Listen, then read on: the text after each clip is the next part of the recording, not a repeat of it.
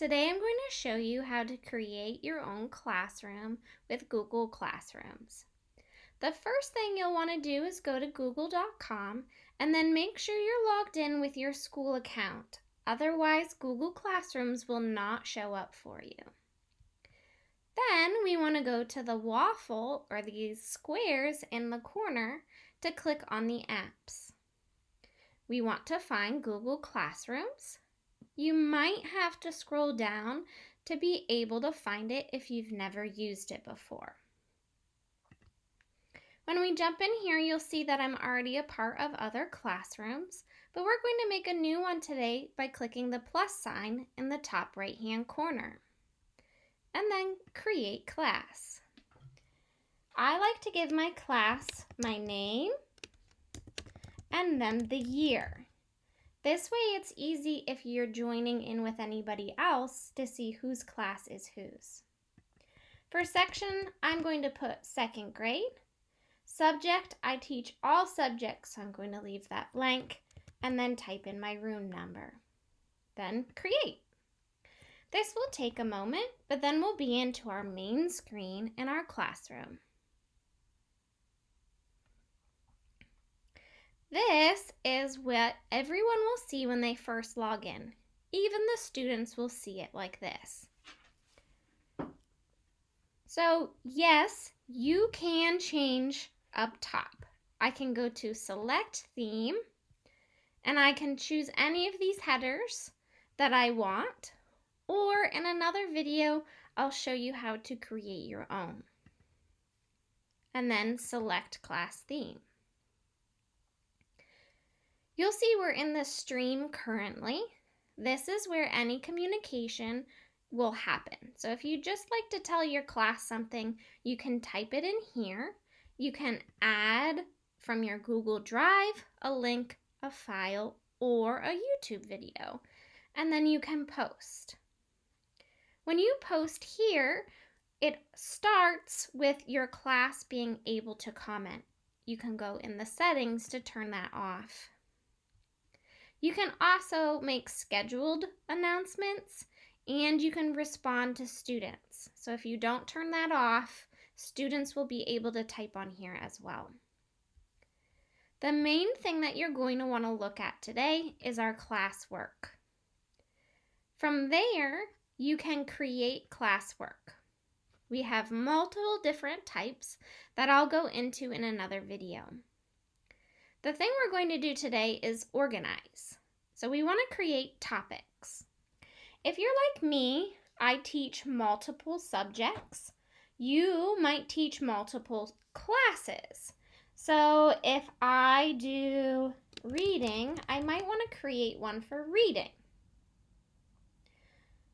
Or you might want to do it bi-weekly.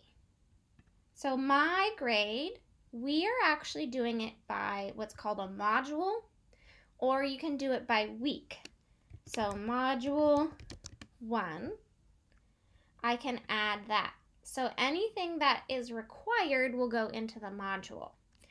The reason why I might not just have the reading heading is because it'll stay there and all the assignments stay there.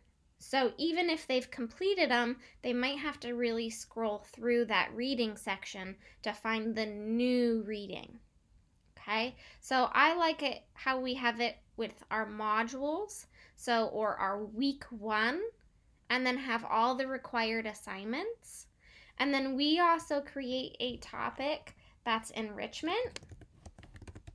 So this is anything extra or things that you still want help with. So maybe some extra YouTube videos, maybe some extra assignments that they would do outside of the class that's not on a computer.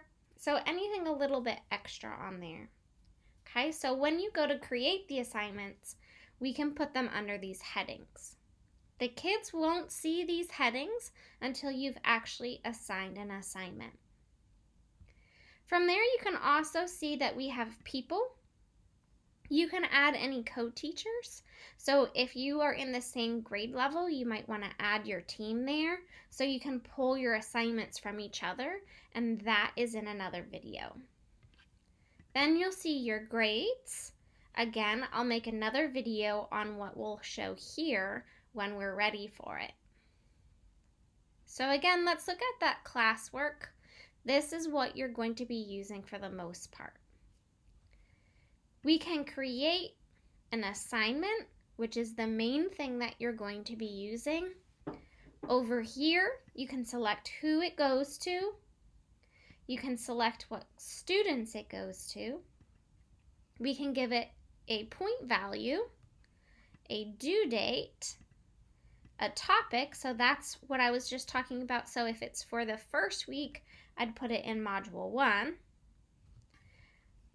I can give it a title, I can give my directions right here, and then again, I can add from my Google Drive, link, file, or YouTube. So this would be mostly if you're using your Google Slides, your Google Docs, your Google Forms, you would create an assignment. From there, we would assign it. So if you want it to be live right now, students can access it. You can just assign it. If you want to schedule it, so you're working ahead of time, you can schedule. If you're posting across multiple classrooms, you do lose this schedule feature, unfortunately. Otherwise, we can save draft. So if we don't want the students to see it just yet, but we're getting ready for the next week, you can save it as a draft. So I'm just going to give it a quick title and instructions so we can see what it looks like. So if I assign it right now, you'll see that it's in a darker color. Okay, so it depends on what theme you have onto what color it is. A quiz takes you right to Google Forms and gives you a blank quiz form. So I can just type, and on this one I'm going to save it as a draft so you can see the difference. So here you can see that it's grayed out, and this one is colored. That means I've assigned it. See, I've posted it, and here it's a draft. So if I want this to be under one of my headings, I forgot to do it in the drop-down menu, I can just drag and drop to where it needs to be. So if I want any of these in a particular order, I can always move them. Same with my modules. Okay, same with those topics. All right, the next one is a question. If you're typing in a question and then instructions, students can respond to each other if you have this box checked. Okay, so make sure if you want them to be chatting with each other, you can leave that on, but that's defaulted. So if you don't want them talking with each other, make sure that you're unchecking that. Again, we can assign it to different classes, to who, points. We can make this ungraded if we just want to have a discussion. We can add anything to it. And then we can either ask or we can schedule or save it as a draft. So this time I'll remember to put it on one of my topics. Maybe this will just be enrichment to have a discussion if they want to add to it. And I'll save it as a draft. Okay. Then I have material. This is stuff that they're not going to turn in, so it might be something that they're going to use over and over again. So I have a link to my textbook in here. And then I added a link. And so it would show up. So every time they need our textbook, it would be here. On these, I would maybe create a new topic. We'll save it as a draft. And maybe we want to create a topic that says student materials. You can do that at any time. So if you're realizing, oh, I want something different, you can add that topic and then you just move the assignments. All right, the last one is reuse post. And this one is the most complicated, but it helps a lot.